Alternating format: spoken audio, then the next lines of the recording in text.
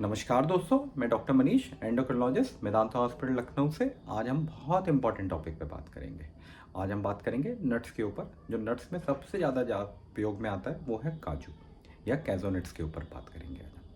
अब जैसे हम देख रहे हैं डायबिटीज़ का ट्रेंड दिन प्रतिदिन बढ़ता ही जा रहा है, तो हमको हमेशा दो चीज़ों का बहुत अच्छे ढंग से ध्यान रखना होता है।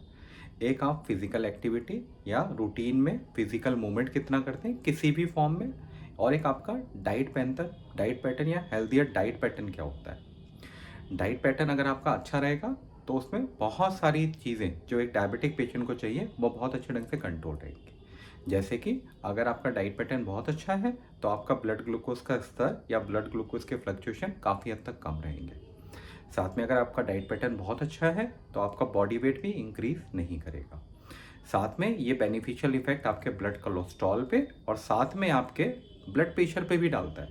तो एक डाइट पैटर्न आपका एक बहुत अच्छा होना चाहिए, और उसमें से नट्स या ड्राई फ्रूट सबसे अच्छा सोर्स माने जाते हैं प्रोटीन्स के या फाइबर्स के।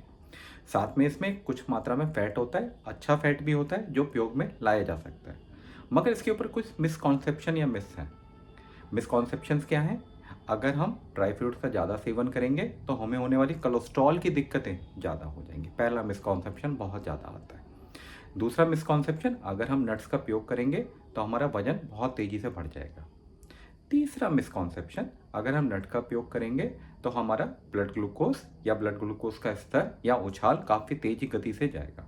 तो क्या ये मिसकॉन्सेप्शन सही है? आज हम उसी को डिस्कस करेंगे। आज हम जिस भागों में डिवाइड करके इसको डिस्कस करेंगे, आखिर नट्स में स्पेशली काजू के अंदर क्या क्या चीज़ें होती हैं, क्या ये कोई हेल्थ बेनिफिट देता है कि नहीं देता है, और क्या हमारे डायबिटिक पेशेंट काजू या कैज़ो नट्स को ले सकते हैं कि नहीं ले सकते।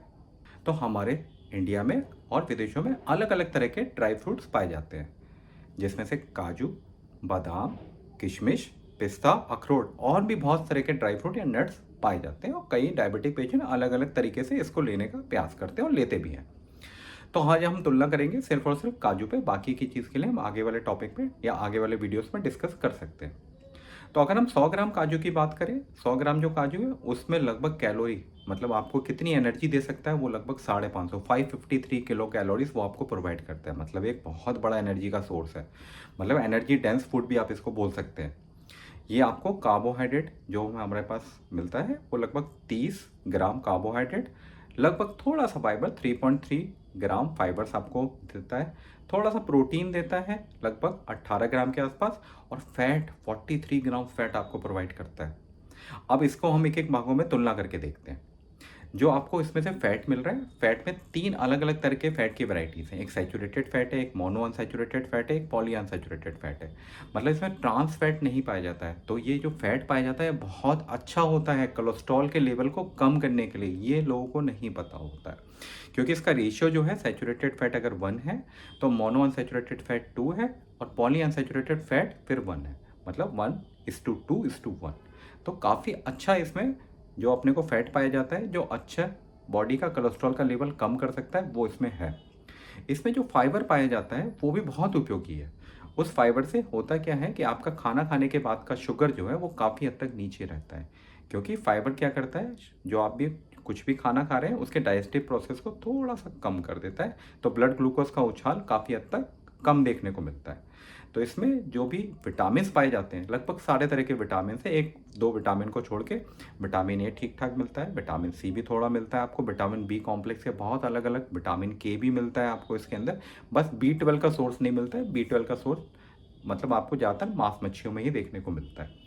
तो लगभग इसमें सारे विटामिन पाए जाते हैं। इसमें मिनरल्स बहुत सारे पाए जाते हैं। मिनरल्स के अंदर जैसे आपका पोटेशियम का सोर्स अच्छा है, कैल्शियम मिलता है, फॉस्फोरस भी मिलता है, जिंक है, कॉपर है, सेलेनियम है, फॉलवाइट है। तो इसमें अलग अलग तरह के आपको मिनरल्स भी प्रोवाइड करे जाते हैं। तो इसके बहुत ज़्यादा हेल्थ बेनिफिट भी देखने को मिलते हैं कि इतना सारा विटामिन है, इतने ज़्यादा मिनरल्स है, तो उसके आखिर हेल्थ बेनिफिट है क्या। तो जो है हेल्थ बेनिफिट सबसे ज़्यादा देता है हमको, उसको हम लोग जानने की कोशिश करते हैं। सबसे पहला हेल्थ बेनिफिट जो हम लोग को देता है वो है ये कोलेस्ट्रॉल के लेवल को काफ़ी हद तक कम कर देता है। तो जिन पेशेंट को डिसलिपिडीमिया या कोलेस्ट्रॉल की दिक्कत रहती है, अगर वो कुछ हद तक कैज़ोनट या काजू का उपयोग करते हैं तो देखा ये क्या है कि काफ़ी हद तक कोलेस्ट्रॉल, खासकर वो कोलेस्ट्रॉल जो हार्ट की दिक्कतें पैदा कर सकता है, उसको काफ़ी हद तक कम कर देता है। दूसरा, ये आपको हार्ट की बीमारियों से, क्योंकि ब्लड कोलेस्ट्रॉल के लेवल को कम कर रहा है, क्योंकि इसमें बहुत हद तक मोनो अनसैचुरेटेड और पॉली अनसैचुरेटेड फैटी एसिड होते हैं और इसमें ट्रांस एसिड नहीं है, तो ये काफ़ी हद तक आपको हार्ट की बीमारियों से कमी करवा देता है। तीसरा इंपॉर्टेंट इफेक्ट जो इसको देखने को मिलता है, ये बहुत जल्दी आपकी भूख को असर को कम कर देता है, मतलब ये सेटाइटी करवा देता है। तो आपको ज़्यादा भूख नहीं लगती है, तो उससे वेट लॉस होने का पैटर्न शुरू हो जाता है, क्योंकि इसके अंदर फाइबर्स पाए जाते हैं। तो ब्लड ग्लूकोज के उछाल को, खासकर खाना खाने के बाद के ब्लड ग्लूकोज के उछाल को काफ़ी हद तक ये कम रखता है। मगर सबसे पहले सबसे ज़्यादा ज़रूरी चीज़, क्या हमारे डायबिटिक पेशेंट काजू का उपयोग कर सकते हैं कि नहीं कर सकते, बहुत इंपॉर्टेंट है। जैसे मैंने आपको शुरुआत में ही बताया कि अगर हम 100 ग्राम काजू की बात करें तो इसमें 553 किलो कैलोरीज हम लोग को ये प्रोवाइड करता है। तो अगर इतना ज़्यादा कैलोरी डेंस अगर हम फूड लेंगे तो ये हमारी सेहत के लिए अच्छा नहीं रहेगा, क्योंकि जितना आप इसमें ज़्यादा क्वांटिटी में लेंगे उतना ब्लड ग्लूकोज का स्तर बहुत तेज़ी से बढ़ सकता है। मगर इसको लो ग्लाइसेमिक इंडेक्स फूड का नाम दिया गया है। इसका ग्लाइसेमिक इंडेक्स सिर्फ 23 है, मतलब लो, बिल्कुल लो ग्लाइसेमिक इंडेक्स है। और इसका ग्लाइसेमिक लोड सिर्फ 2 है, मतलब ये ब्लड ग्लूकोज के स्तर को बहुत तेज़ी से नहीं बढ़ाता है। मगर हर डायबिटिक पेशेंट को राय दी जाती है कि अगर वो काजू का उपयोग करना चाहते हैं तो काफ़ी कम मात्रा में करें, पोर्शन साइज़ के हिसाब से कैलकुलेट करके चलें। मतलब अगर आप एक दिन में काजू खाना चाहते हैं तो हल्के 2, 3 या 4 काजू। कोशिश करिए काजू की कोई भी सब्जी बनाने, काजू की ग्रेवी जैसे काफ़ी हद तक पसंद है, कई बटर चिकन खा रहा है, बटर पनीर खा रहा है, तो उसमें काजू की ग्रेवी का काफ़ी हद तक मिक्सचर किया जाता है, उस चीज़ का उपयोग ना करें। मार्केट में कई हद तक काजू की बर्फ़ी, गाजर का हलवा, उसमें काजू का बहुत ज़्यादा उपयोग होता है। इसमें काजू की क्वांटिटी बहुत ज़्यादा बढ़ जाती है, तो एनर्जी डेंस फूड हो जाता है। ऐसी चीज़ों का उपयोग बिल्कुल ना करें। और ख़ासकर काजू जो आपको प्रोसेसिंग के बाद मिलते हैं, जिसके अंदर बहुत ज़्यादा सॉल्ट, मसाला काजू, इन सब चीज़ों का उपयोग से बचें। सबसे उपयोगी राय, अगर आप काजू खाने के शौकीन हैं, आप डायबिटिक पेशेंट हैं, तो मेरी राय में ज़्यादा नहीं खाना है, कम खाना है, कभी कभी खाना है।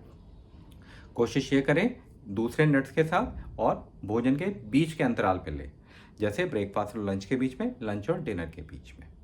हम आशा करते हैं आपको हमारा ये वीडियो पसंद आया होगा। हम अगले वीडियो में आपसे दोबारा पेश होंगे। अगर कोई आपके सवाल है तो हमें कमेंट बॉक्स में लिख के दे सकते हैं। अगले वीडियो के तक के लिए बहुत बहुत धन्यवाद।